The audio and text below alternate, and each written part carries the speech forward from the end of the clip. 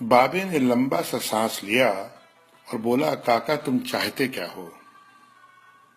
میں نے عرض کیا کہ واقعی آپ کو سونا بنانا آتا ہے؟ بابے نے خالی خالی آنکھوں سے مجھے دیکھا اور کہا، ہاں میں نے جوانی میں یہ ہنر سیکھا تھا۔ میں نے عرض کیا کہ کیا آپ مجھے یہ نسخہ سکھا سکتے ہیں؟ بابے نے میری طرف گھور کے دیکھا اور کہا کہ تم یہ سیکھ کے کیا کرو گے؟ میں نے عرض کیا، میں دولت مند ہو جاؤں گا۔ بابے نے زوردار قہقہہ لگایا اور کافی دیر تک ہنستا رہا۔ جب وہ ہنستے ہنستے تھک گیا تو بولا، تم دولت مند ہو کر کیا کرو گے؟ میں نے جواب دیا، میں دنیا بھر کی نعمتیں حاصل کروں گا۔ بابا نے کہا کہ چلو یہ نعمتیں تمہیں حاصل بھی ہو گئیں تو پھر کیا کرو گے؟ میں نے جواب دیا، میں خوش ہوں گا اور مجھے سکون ملے گا۔ اس نے مسکراتے ہوئے میری طرف دیکھا اور کہا، گویا تمہیں سونا اور دولت نہیں، سکون چاہیے۔ میں خاموشی سے اس کی طرف دیکھتا رہا اور کافی دیر تک خاموش گھورتا رہا۔ بابے نے مجھے جھنجھوڑا اور کہا، دراصل تم سکون اور خوشی کی تلاش میں یہاں آئے ہو۔ میں اس وقت کیونکہ ایک نوجوان تھا اور باقی نوجوانوں کی طرح یہی سمجھتا تھا کہ دولت ہی سکون اور خوشی حاصل کرنے کا ذریعہ ہے، لیکن بابے کی باتوں نے مجھے کچھ الجھا سا دیا تھا۔ اسی الجھن میں میں نے ہاں کر دی۔ بابے نے ایک لمبا قہقہہ لگایا اور پھر دیر تک ہنستا رہا اور کہا، کاکا میں تمہیں سونا بنانے کے بجائے انسان سے بندہ بنانے کا طریقہ کیوں نہ سکھا دوں؟ میں تمہیں دولت مند ہونے کے بجائے پرسکون اور خوش رہنے کا گر کیوں نہ سکھا دوں؟ میں خاموشی سے اس کی باتیں سنتا رہا، حالانکہ مجھے ابھی کچھ سمجھ میں نہیں آ رہا تھا۔ اتنے میں بابا بولا، انسان کی خواہشیں جب اس کے وجود اور عمر سے لمبی رہتی ہیں، وہ اس وقت تک انسان رہتا ہے۔ تم اپنی خواہشوں کو اپنی عمر اور وجود سے چھوٹا کر لو، تم سکون بھی پا جاؤ گے اور خوشی بھی۔ اور جب تم خوشی اور سکون پا جاؤ گے تو تم انسان سے بندہ بن جاؤ گے۔ مجھے بابے کی باتیں بالکل سمجھ میں نہیں آ رہی تھی اور بابے نے میری یہ پریشانی بھانپ لی تھی۔ بابا بولا، تم قرآن شریف پڑھو۔ اللہ تعالیٰ نے خواہشوں میں لتھڑے ہوئے لوگوں کو انسان کہا ہے اور محبت میں رنگے ہوئے آزاد لوگوں کو بندہ۔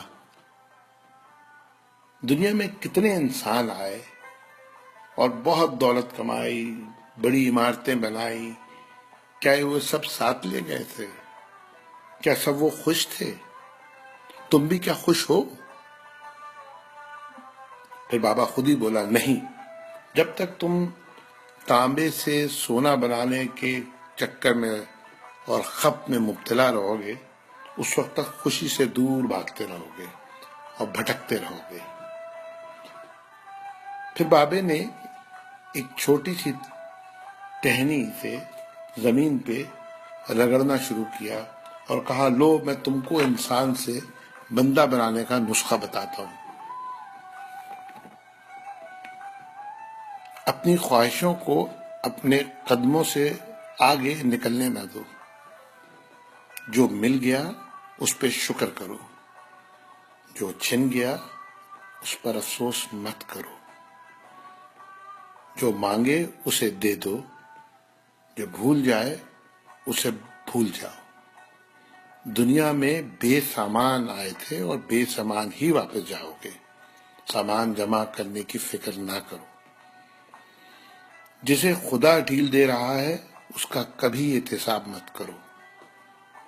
بلا ضرورت سچ بھی فساد ہوتا ہے۔ جو پوچھے تو سچ بولو، جو نہ پوچھے تو خاموش رہو۔ دینے میں خوشی ہے اور وصول کرنے میں غم۔ دولت کو روکو گے تو خود بھی رک جاؤ گے۔ چوروں میں رہو گے تو چور ہو جاؤ گے۔ اللہ راضی رہے گا تو جگ راضی رہے گا۔ وہ ناراض ہوگا تو نعمتوں سے خوشیاں اڑ جائیں گی۔ جب تم عزیزوں، رشتہ داروں، اولادوں سے چڑھنے لگو تو سمجھ لو اللہ تم سے ناراض ہے۔ جن سے تمہیں نقصان پہنچا ہو اور مزید نقصان پہنچنے کا اندیشہ ہو ان سے کنارہ کشی کر لو، ان سے بدلہ لینے کی فکر نہ کرو، کیونکہ سب سے اچھا بدلہ اللہ کا ہے۔ جب تم اپنے دشمنوں کے لیے اپنے دل میں رحم محسوس کرو تو سمجھ لو تمہارا خالق تم سے راضی ہے۔ ہجرت کرنے والے کبھی گھاٹے میں نہیں رہتے۔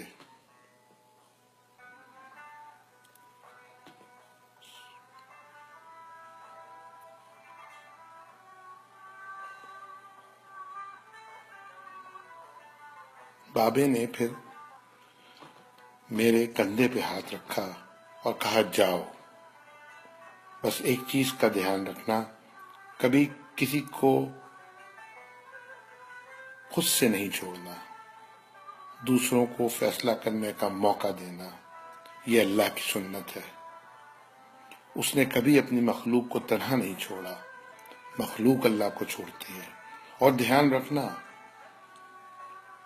جو جا رہا ہو اسے جانے دینا، جو واپس آ رہا ہو اس کے لیے اپنا دروازہ کبھی بند نہ کرنا، یہ بھی اللہ کی عادت ہے۔ وہ واپس آنے والوں کے لیے اپنا دروازہ ہمیشہ کھلا رکھتا ہے۔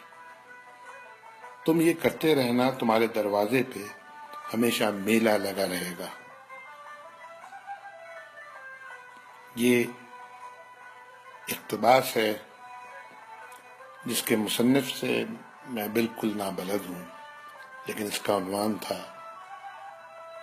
کیمیا گر۔ اللہ تعالی ہم سب کو انسان کے بجائے بندہ بنا دے، آمین۔